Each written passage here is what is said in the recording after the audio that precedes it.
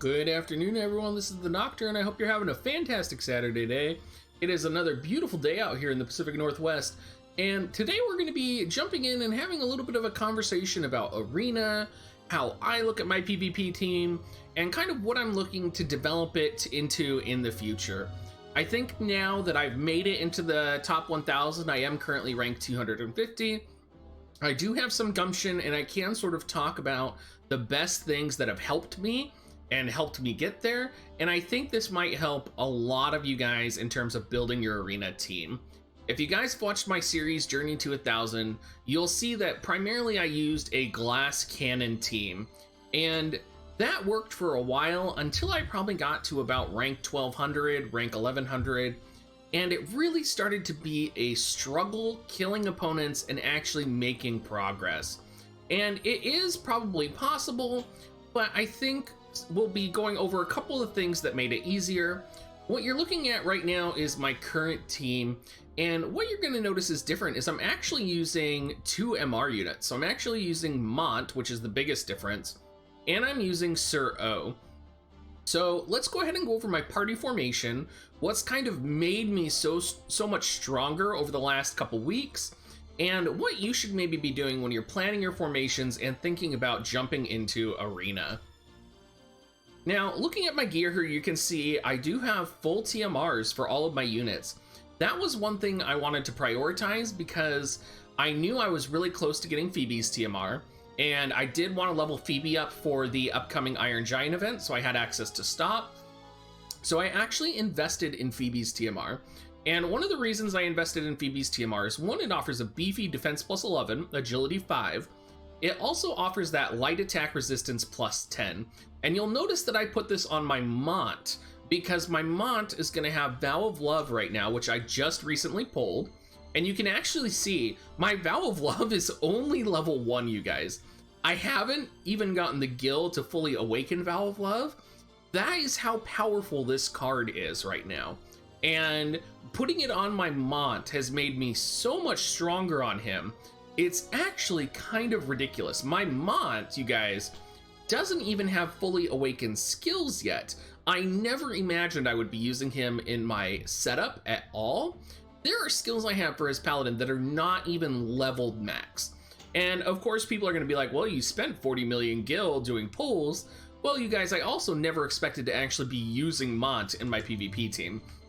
So I think one of the first lessons I learned that really humbled me is, you know, glass cannon builds do work, but if you have Vow of Love, having a Mont fully awakened with Vow of Love on your team is very powerful. I actually think Mont might actually not even have full resonance with Behemoth. Yeah, he doesn't even have full resonance with Behemoth. So this is not even, for me, this is not even an optimized team, you guys. It's actually, that's how fresh my Mont is, and that's how big of a difference he's made in my team. So the first thing I'm going to throw out there, you guys, is make sure that if you have Mont, you should be probably using him. He is so powerful right now against Sid, against Sir O potentially, against Frederica, that I honestly think in many ways he might be better than Engelbert if you build him properly right now. That being said, of course, I know that Engelbert and Ayaka lovers out there are going to lose their minds on me, and that is the meta. But I think if you do invest in your Mont, you're going to hit top 1,000. And that's just kind of me right now. So putting Mont in place of Stern has been the biggest change for my team. It has made me so much powerful. For those that don't know, I didn't have Vow of Love, and just getting it has changed everything for me. So if you can build a tank, I would recommend that you do that first and foremost. Secondly, things that I looked at were how to maximize stats for my units. So let's take a look at Sir O here. And for those of you that don't know, Sir O is an evasion type of character. And the first thing I did with Sir O in this armor event was that I invested in Mithril Armor +1. Well, technically you could just invest in Mithril Armor, but it gives an evasion plus 18 buff, which is so powerful. And then to pair that, and it might seem contradictory, I actually put Sid's TMR on him as well, for that agility up and for that defense 8. Now, I know a lot of you guys are like, well, why would you put Sid's TMR on him? Well, there's a couple reasons, right? I think that investing in an evasion unit is very important right now. I think it is potentially in the upcoming meta, now that we have armor books that are farmable. People are going to be able to max out their evasion gear, and it'll be interesting to see how the game changes over the next couple of weeks. But secondly, I think you do need to have a healthy balance of evasion, accuracy, and defense in order to survive in PvP right now. And the reason I say that is because we have units like Frederica, we have units like Ramza, we have units that have guaranteed hit percentage chances that will hit you no matter how high your evasion is. And if your unit cannot survive a hit like that, that is going to immediately end the battle for you, because you're just going to get sharp shotted immediately. Your evasion unit's going to be out, and then any chance you had of winning that battle is done. So I think we're going to be seeing a transition to more evasion builds, but I think it's important to keep in mind that having that healthy balance is going to be critical right now. I will also call out that my Sir O does not have his TMR yet, and I am only using a Kotetsu with 54 attack, which is absolutely terrible. I am about 2 days out, and my ideal build for him would be a Kotetsu, Mithril Armor, and then an Accuracy Ring, because we are going to be seeing more evasive units here in the near future. One of the other things you'll notice is that my Cid also has Excalibur equipped. That's because I want that accuracy. He also has Mons TMR, and while I haven't invested in it yet, you guys, I am actually going to be fully awakening Rallying Cry on his TM. And I know people out there are just like, what the hell are you talking about? What are you doing? Why would you do this? It seems ridiculous. Well, here's the deal, right? Like, I think any passive buffs that you have access to are going to benefit you. And the longer that your characters stay in the back line and the opponents are moving towards you, the more AP you're going to have, and potentially you're going to have access to a limit break. Not only that, fully maxed out, it is going to give agility plus 25%, which is actually pretty viable. And I think it is going to be one of those abilities that could actually end up paying off. And I know there's a lot of people out there who hate Mons TMR, and they are not happy with it. But I think if you use it strategically, especially since we don't have the AI ability curve right now, it could actually benefit you. Now, let's take a look at my Espers, you guys. I do have Golem set, I do have Ifrit set, and I do have Behemoth set. The reason I have Golem set on Sir O is I did want to have that extra bit of survivability on him. In terms of Ifrit on Orlando, I wanted to make sure to give him that little bit of attack and power. You'll notice I do have Moraga set right now for that slash attack up, because my whole team is slash attack users. And it's actually a little bit of a change. I'm actually not sure I'm going to be keeping Moraga on here. I actually think the two most important cards in this setup right now are Iron Giant, which, if you didn't know, sorry, my dog just ripped everything off my table. If you didn't know, it gives slash attack resistance +9 and slash attack plus for the specific unit. And also, I'm not even maxed out yet right now, and you can see that it gives HP plus 237, attack plus 53. It's pretty good, but I mean, that slash attack resistance is going to be so powerful when you're going up against Orlandos, when you're going up against Engelberts, when you're going up against all of these slash attack units. Now, Moraga here is interchangeable a little bit. He does give slash attack plus 24, and he is my strongest card, you guys. So, of course, I'm going to put this out there. I think that slash attack plus 24 is very powerful, since I do have an entire slash attack team. There have been times, though, where I have run other cards, like my Golem card, for instance, which I have down here, because I wanted more survivability, right? I'm going to be looking at switching to the Odin card here soon for Man-Eater and unit attack resistance, but because it's not leveled yet, because I didn't have the Gil yet, it's not fully usable yet. I do have access to Ifrit for the attack up, but with Vow of Love, since Vow of Love is pretty much the non-negotiable, always going to be set, I haven't actually found a use for it.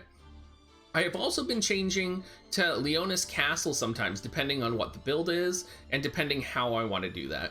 So there's a variety of cards you could do in this situation, and for me, this is kind of the card setup that I've looked at. And let's actually change Behemoth here. Let's try and find a unit that has higher resonance with Mont if we can. I actually think there might not be one. No, Ifrit does. All right, what about Iron Giant? Okay. Well, we're just going to leave Behemoth on Mont for now, and I'm going to go ahead and show you guys kind of what I look at as I'm going through in PvP, and how I pick my targets. So I think picking your targets is one of the most important things you can do. If you didn't know, you can long click and it'll show up the units list, and then you can long click on the unit, I believe, and it'll show you their equipment.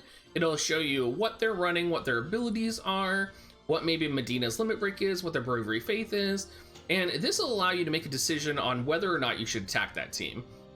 And looking at this team right now, I'm going to tell you I'm not going to attack this team. 1, you see that we got the Shiva card. 2, you see we got Ramza, and 3, we got Vow of Love, and it looks like he's actually pretty reasonably geared. I don't want to go near that team. I do want to stay away from Mont teams unless the Mont is pretty weak, because I do have double Thunder units. So any Mont team is potentially going to be a hard target for me. Taking a look at this Gilgamesh, this would be an interesting team. I do see the slash attack resistance. I do see the Vow of Love with Excalibur on Mont. I'm not sure I couldn't take this team. I think I probably could. It would be interesting to try and do this one with Ayaka. I think this would be... we're just going to leave that one for now. Coming through here, this looks like a potentially good team because I could kill the Engelbert and then knock out the Sid. And you notice his Engelbert doesn't have much defense on him. We do have the double Mont, the double tank comp, but I think with my evasion build, I would actually specialize in killing this team. So we're actually going to target this team right now and see if we can kill them, and maybe show you guys a little bit about how this build works. Now, part of this build is built up on buffs, right? So I have my Sid sub samurai, I have Sir O sub samurai. What I want to see is I want to see that double illusion buff. I want to see Mont giving the max HP up. I want to see Mont popping courage. I want to see the AI bugging out, right? I want to see it thinking, oh, I'm going to try and attack you. See, this is great. The fact that his Sid moves first means my Sid will strike him. So that agility, having that low agility is actually really helping me right now in this situation. It wasted his Mont Stone Throw. His Sid's going to attack mine. You see more buffing, more AP generation. Now my Sid's going to start buffing. And I actually have Sword Guard set right now. And you can see my Mont is actually messing with this Sid. That evasion just procced, saved my ass. And now his Sid is dead. And now I just have the 2 tanks to worry about, which should be whiffing on my Sir O when they actually attack here. So let's see how this goes. It's very possible I could die to something like Taunting Blade, but it looks like that's not going to happen right here. They are not lined up in the best way. See, and it actually looks like he's sub-monk on his Engelbert, which I should have called out and noticed immediately. But that's another thing you could look at. That would be a surprise in PvP, right? If you were like, oh, you know, it's just going to be, he's going to have that access to Taunting Blade, but he actually doesn't because he's sub-monk. So if he was sub-monk, he would have actually stood a better chance right now in killing me. Or sorry, if he was sub-paladin. So now we're just going to beat on his tanks while his tanks are beating on our Mont. And this might be a situation where sub Sword Saint might be a little bit better. We're just going to spam some of the Heian. We're going to buff a little bit more. And even if he kills my Mont, he still has to get through my evasion team. And then you're going to notice Orlando, and they're all going to be slash attack chaining as well. Mont's down. But you can see this would be an excellent example of how this build is supposed to perform in PvP. You'll notice that some of the critical things that happened there was my Mont actually evaded an attack. And that's just from getting the illusion buff. Like that's not even because my Mont is evasion built. So it's just an example of how this build is supposed to perform and how I think about utilizing this build. I hope you guys found this video useful. I hope this perspective on what my PvP comp is and how I look at PvP is gonna benefit you in some way. I am in no way a PvP god, but I do believe that I might be able to offer some insight to you guys out there to help you better your arena teams. Thank you so much, you guys. I do appreciate all of the support that you guys have given me. It means so much to me when you pop in on YouTube, or you leave a comment, or you drop in on Twitch, and say hi to me. It means the world to me.